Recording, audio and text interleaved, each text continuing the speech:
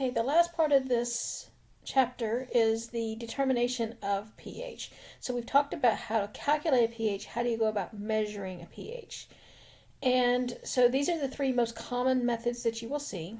A pH method, pH meter, I should say, gives you the most accurate of pHs. Okay, it's an instrument that measures the voltage actually, and the voltage is then linked to the hydronium ion concentration.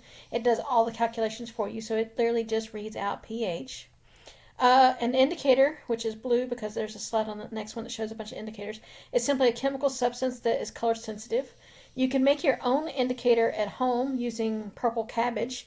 If you grind up the purple cabbage and strain it and get a purple liquid out, it changes from, I believe, purple to red between acid and base, and I'm not sure which way it goes. And pH paper is simply paper that's been soaked in an indicator, and they can come from anything like litmus paper, which simply turns blue or pink depending on acid and base, to being able to tell you within one pH unit what is the pH.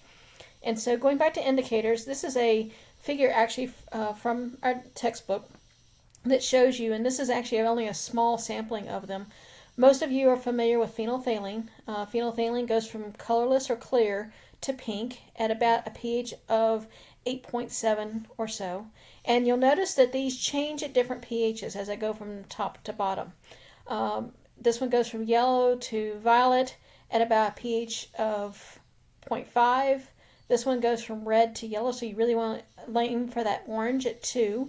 Yellow to blue, and bromothymol blue actually has two. Oops, no, they're not the same thing. Sorry. Some of them have multiple changes. This one does not. I thought it did. They're very close. This is bromophenol. This is bromothymol. We have methyl red, which goes from red to yellow at a pH of just under 4. Bromocreosol green doesn't actually go green, is yellow to blue at just a pH just over 4. Methyl red from red to yellow at a pH of about 5.